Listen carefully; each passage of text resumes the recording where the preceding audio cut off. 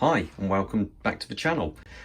If you like what I do, please feel free to like and subscribe. If you leave any comments, I always try and get back to the comments as quick as I can. So anyway, today, let's zoom in here. We have something a little bit special here. Well, something very different anyway. I was lucky enough to get this one just before the release. The release is going to be the 23rd of February, so I'll get this out on the 22nd, the day before. And basically, it's now bear with me, a Venezianico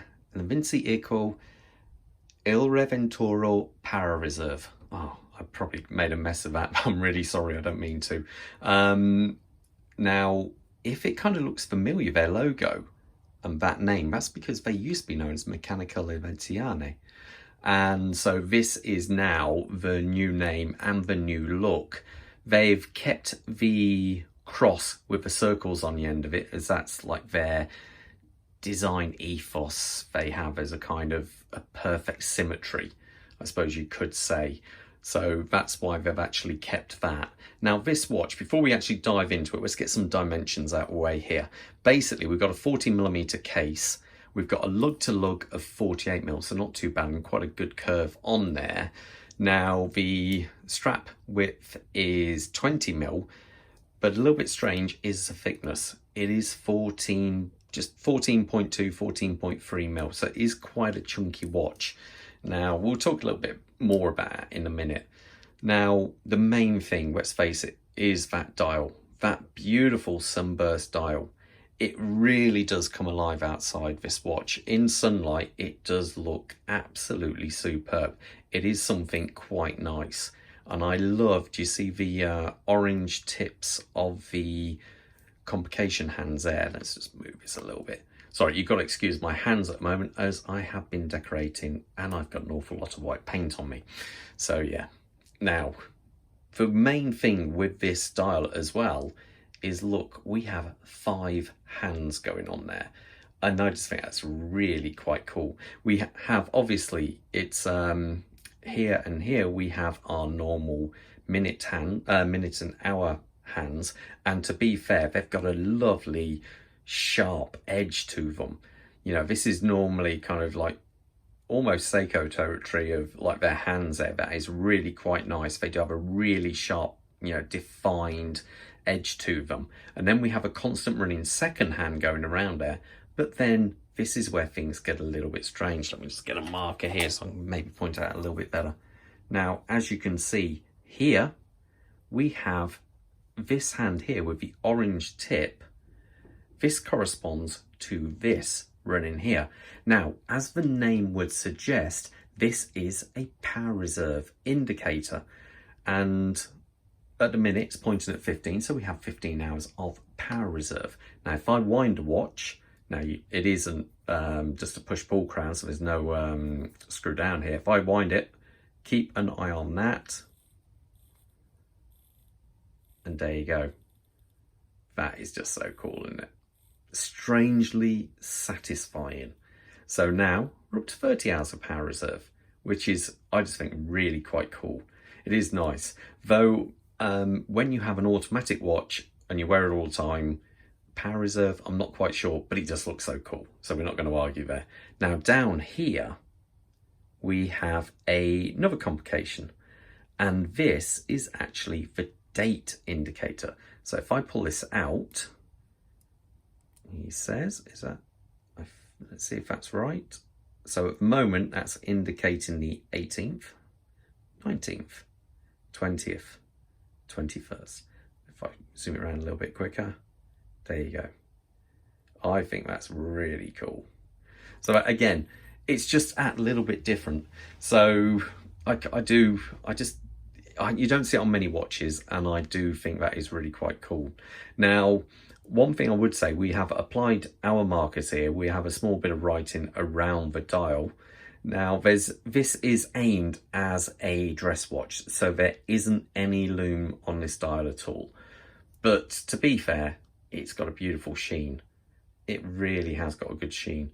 Now, as you're looking at this, you've got this very pronounced sapphire crystal and it really is quite cool. You can see the depth of the dial there, and I believe the depth, why there is such a depth is because you have 5 hands going on. If you've got 5 hands all staggered on top of each other, obviously that means there's going to be more depth to the dial, and that is one reason I believe why this crystal is set so high. But it does actually look cool. It does actually, it's got quite an interesting look to it. It does, I think, look good. It has got AR coating, as I say, so it does look quite nice. Now, as you come around here, we have a polished bezel. And then we have this nice brushwork, and to be fair, actually quite a nice looking casework here. It does look actually quite nice. Crown guards, the lugs do come down. As you can see here, we have their cross with the circles on the end of it. That's their logo there, and that's quite, the crown is easy to get hold of. Now, if we have a look round the back,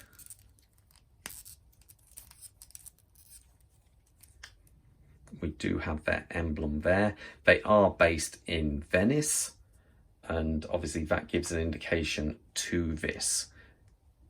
And it is, you can feel this has been actually kind of I believe it's like a sandblasted or something, but you can feel it. So it is quite nice. It does actually say here, we have got 100 meters, I should say, of water resistancy. So it is actually quite, because then it is a dress watch. It's, the actual watch itself and watch case it can get wet. It's not a major problem. We do have a screw down case back, but it is with these 6 screws which go round here. So it is, I think it does look quite interesting and nice. The strap itself, now, I'm not a big fan of tapering straps, but it does seem a nice strap, to be fair. It is signed, made in Italy, so it is quite, they have done a nice job of that. We come round, I actually still have the plastic on there, let's peel that off. We do have that signed buckle. I do think that looks nice. Now, if we zoom out of here a little bit, I should actually state the movement in this watch is a Seiko. This is an NE57A. Now, it's a 29 joule power reserve. It's actually 41 hours bi-directional winding and so forth. Now, one thing, if you were to actually buy this watch, it is done all over the internet. The actual retail of this watch at the minute is €565. Now, it's always awkward when you can't actually try the watch on, but to be fair, they've got you covered because you do have a 2-week free returns on their watches, which I think is good for any brand when you actually physically can't go into the shop and try it on. So that I can, I do think that's, it's a nice thing. It gives customers the ability then to say, I tell you what, I didn't like it, or I did, so hats off to them for doing that. That is actually quite good. You do also get a 2-year warranty with this watch. Now, if I show it on my wrist so you get an idea, just a quick wrist check. I'm wearing the Seiko Design X Series, which I'm going to be doing a review of soon. So if I put this on, easier off camera. So I should point out, I also put this on the time grapher earlier. And to be fair, it's not too bad. It's a little bit fast on the wrist. I think it was about 6 seconds, but it's actually not so bad. And there you go. Now, I must admit, I do quite like it. My wife absolutely loves it, and she's basically got this watch off me. So she loves the watch. Overall, I think it is quite an interesting watch, what they've done with it. If I had to be a little bit picky, which I will be, is the thickness. It is a dress watch, and it's a little bit tall, I would say, but that's probably down to the movement used. But it is, again, quite interesting. I can imagine this would look great with a blue shirt, something like that. I think this would look really cool. Anyway, hope you liked the review, and I will see you at the next one. So all the best and stay safe out there, guys. Take care. Bye.